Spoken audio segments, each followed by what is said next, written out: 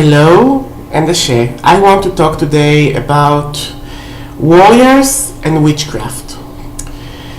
Warriors are not like regular people. Now, how they are different in many aspects, but the basic ones is that the fully mature or grown warrior fighter, whether it's a police person or a soldier or whatever, knows deep inside that he is already dead.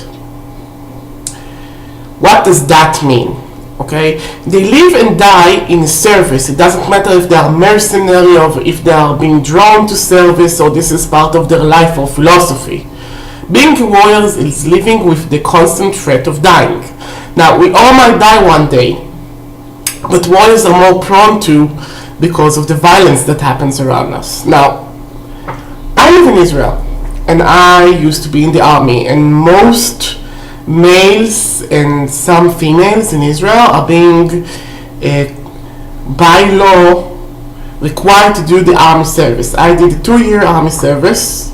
I was a guard and I did the lowest level of warrior training, the 03 boot camp thingy, and I learned to use weapons, and I learned how to move very quietly and how to maneuver and how to read the map and all those things that warriors learn.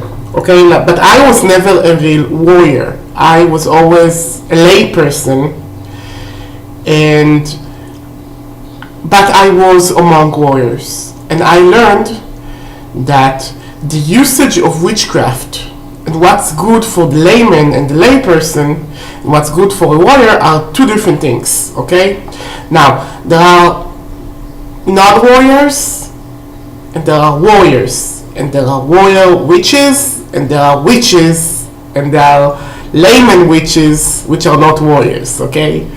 Now, the warrior witches, you can usually take care of themselves. You just make sure that they be their mother, they get them supplied, okay? Get them with ingredients that will help them. I will talk more about ingredients in a second. And, be in contact. If that warrior witch, when I say witch, I mean both male and a female. Spellcasters could come in all genders, male, female, androgynous, gay, lesbian, whatever. Make sure that they are well supplied. Now, when a warrior is being suggested a spell, usually the two spells that are more relevant here, and those I will discuss in full depth, are protection and healing spells. Okay, let's start with the protection spells. When a warrior is is in need of a protection, most of the time he would not request it. He would not request it because it would seem to him or her that this is something unjust. The enemy does not necessarily have the same protection that they do, and the skill and the finesse of the battle gets lost. But it depends. It's more like if you are talking about martial artists than soldier people. But also, if we are talking about protection for army people and people who their warrior is like their career but not their art, the protection needs to be different. And I will explain how. All the new age and all the magic that is available to us, which is a very wide range. We live in a wondrous time when we can get the most exotic ingredients from whatever we possibly can want, okay? We can get whatever we want. For instance, I will give an example. This is an eleke, a devotee necklace with African coral. I got this coral in a shop that carries it in Israel, and it's from Africa. And this type of beads are basically sacred to the goddess Oshun, and also Yemaya and other orishas that has to do with motherhood and the sea. And they are also protective by nature.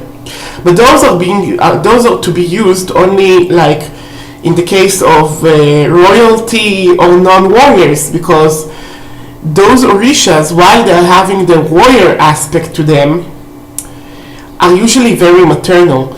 And if they see violence, they want to stop it. So they would do something to stop the violence in the life of a warrior and might disrupt the battle, or even might get the warrior killed so you wouldn't suffer the violence in the world. And those things happen. So any jewelry from the sea, if we're talking about coral, shell, pearls, okay, you have to be very careful about when you're using them to protect warriors, okay?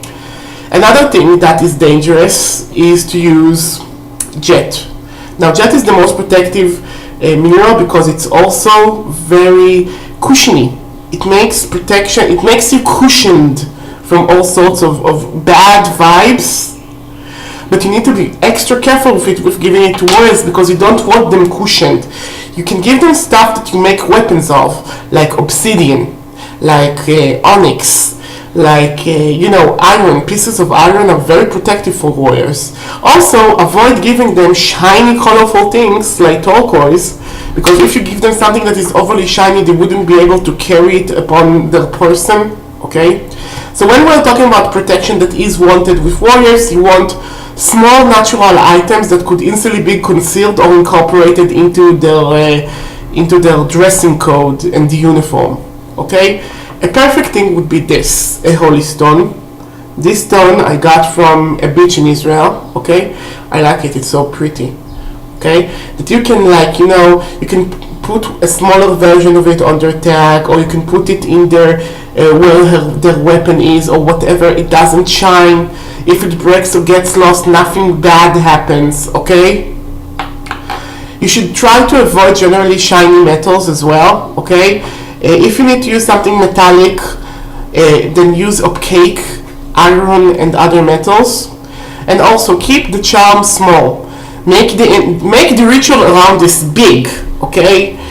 Make them bleed for it if you need, even, I don't know. But you could either bless their weapon, which I did to several warriors, that the aim would be perfect in battle or whatever, or give them a small protection charm, but do not interfere further, okay? Don't start making them fancy jewelry, don't start giving them cushiony stuff that would make their life boring, because those people are to protect us, and they protect us by throwing their own body at the enemy. And even those of them that retire still keeps their warrior demeanor.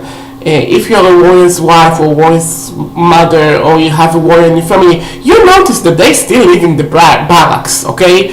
The house is extra secure with an alarm system and, I don't know, some self-lighting lights and motion detectors, and and you have to know where you are going and where you keep stuff. And warriors are warriors, and they live like this and they die like this, okay? And we need to be aware of this and respect that, and not interfere with the path of their destiny, okay?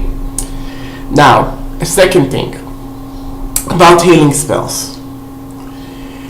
When a warrior gets injured in battle, even if he dies or even if it keeps him handicapped, it's a blessing. If you go to it like it's not a blessing, or if you go to it, in a disrespectful way, probably the warrior wouldn't want you to heal him. Okay, you have to go to the healing very carefully. You have to go to the healing, respecting what the warrior has been through. And again, it has to be a very small thing. You can add them to your altar and pray. You can give him some charged bloodstone. You can't do the whole shebang with going to them and burn sage and crap on them. Most likely they wouldn't like it. But they do like warrior rituals. When you're talking about warriors, go to the extreme. If you are making medicine like peyote or something like that, give them the full dosage. Don't pity them, okay? If you need the blood ritual, you know what? If you can incorporate their blood in your ritual, make them bleed. They feel much more comfortable with rituals that require their blood, okay? They feel comfortable with blood generally. So if you're like the Wiccan sort of type that does only light and love rituals, the self-harming here is part of what makes the mind alter in their case. This would be the most effective thing to do to them, okay? And one last article that I'm wanting to add about witchcraft for warriors. Since warriors are essentially in their spirit already dead, and again, it's not a bad thing, okay? In the past, We used to live in the cemetery. We used to be like, the ancestors used to sit at our table and eat the food with us, and also in some traditions today, okay? But since the warriors are already dead, they have to engage in some sort of ancestor reverence. And this helps a lot, especially if a warrior killed and has some friends killed, okay? They usually can get PTSD, post-traumatic stress disorder, if they worship actively the dead, those they have killed and those that died next to them. That damage can be lessened. So, again, like I said before in some of the comments on YouTube, I don't do those videos unless I see that they are needed. And I see that this information is not written anywhere, okay? So this is basically also part of my experience of treating and taking care of warriors.